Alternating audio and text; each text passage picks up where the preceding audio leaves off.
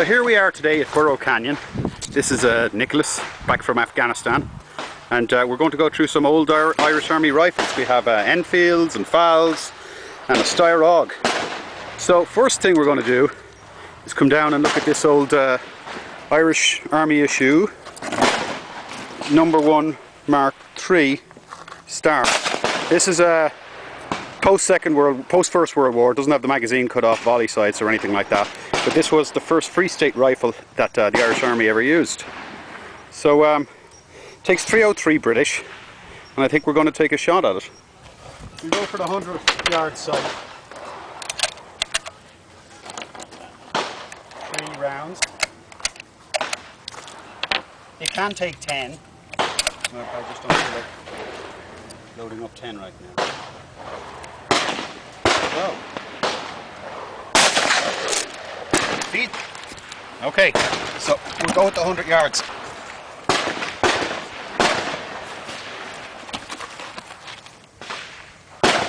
This has got a tangent blade and knife sight at the back. A lot of people don't like to shoot with these. It's very old school.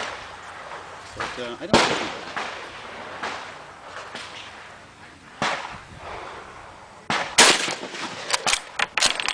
feeds really nicely. A bit of a crosswind here.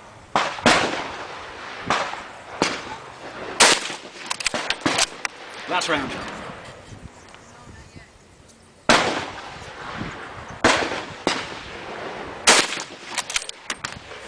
Now, how did we do? It's pointed at fucking nothing right now. Well, we got 3 shots in the black. I seem to be off a bit windage wise by about 2 or 3 inches. Elevation's as good as we could expect. So anyway, that was our first rifle. 3 shots in the black, does the job.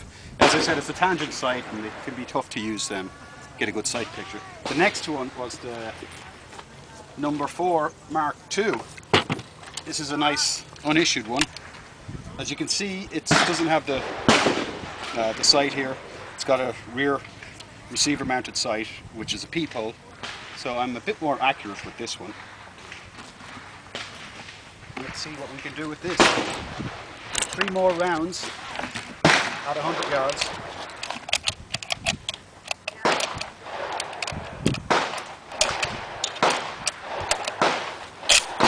This one's a bit newer, so the bolt isn't really all that well broken in. It doesn't seem to feed as nicely. Alright, so I line up the front blade in dead centre of the rear peep here that I'm looking for. And that should be where the bullet goes.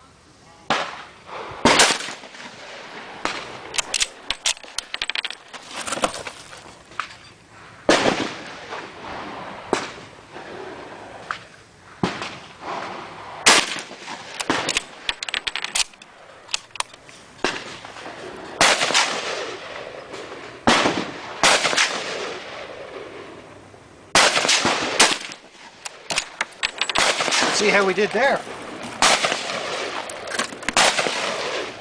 Oh yes, 3 shots just about in the red. And I think we'll transfer over to Nick here. After we had these 2 bolt actions, I think this was what we sent to the Congo. We decided that we needed to have a self-loading rifle, so we came up with the FN Fal, a Belgian design.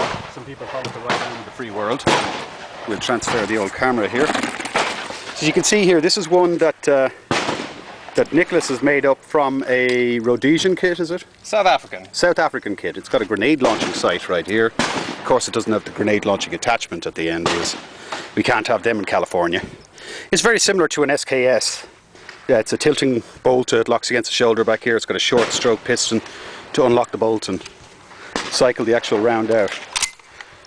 So anyway, operating features, nice, easy to clean, break open attachment at the rear, and you can just pull out, as you mentioned, the tilting bolt. Most Irish service rifles look very similar to this one in that they had a Now you were actually in the Irish equivalent to the Territorial Army or National Guard, the FCA. Right, at the time it was the FCA, and this was a service rifle in the late 90s. Of course we don't live in a free state, so the 10-round magazine in real life would be a 20-round magazine. To use the energocite, you would actually rotate it around,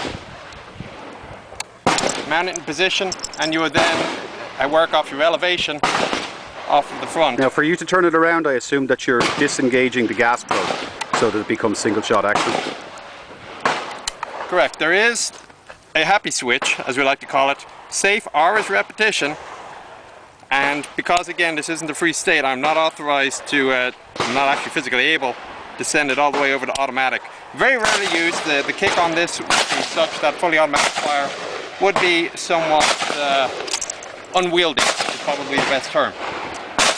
Nice thing about this is you have a fully adjustable gas regulator, so that no matter what kind of ammunition you have, it will always shoot. So if you'll give me 1 moment, we'll load up a few rounds. Okay, so what we have now is a 7.62 by 51 NATO, which is a little bit less powerful than the .303. However, it's still got enough kick to it, and with a 20 round self-loading rifle, you suddenly have a vast increase in firepower.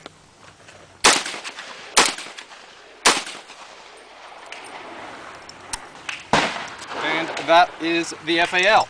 Nice. That was then replaced in PDF service, Permanent Defense Forces, in about 1987, give or take 86 or 88. And the replacement would have looked suspiciously like this. Now this is not actually an AUG, this is a clone, it's called an AXR, but to all intents and purposes, this is the current standard issue 5.56mm NATO rifle. We now have a 30 round magazine.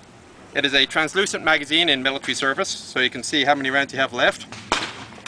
A neat feature about it is the quick detach barrel. So it makes it nice and compact, and also all you have to do is this, and you can change the barrel out. Let's have a look at the locking lugs at the bottom of this. So these here will, let me see, you can see how they're like a castle top. They'll twist it through 15 or 20 degrees and they'll lock in place.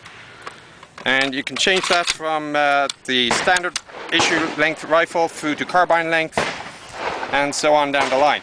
Again, Irish service rifles come with a fixed by 1.5 optic. This version has, I've mounted an EOTech and a magnifier on the bottom. And again, we've now moved to the slightly smaller 5.56mm NATO round.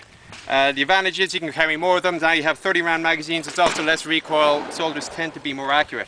Two ways of firing it. One is with the forward hand grip. Another alternative that a lot of people will do is they will cradle their supporting hand under the side. So again, just quick rack the bolt forward.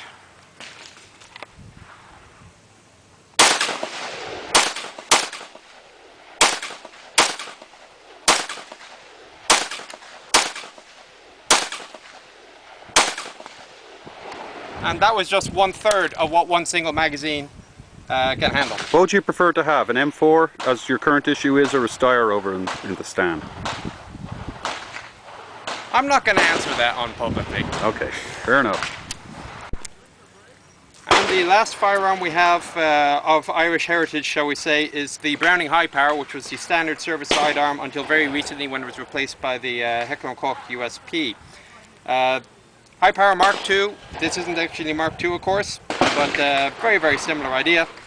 It's 9mm NATO, standard round from the early 1900s, single action only, and it also comes with a magazine disconnect, so unless the magazine is in, the hammer will not fall. Semi-automatic carries 15 rounds in the magazine and 1 in the chamber. Simple.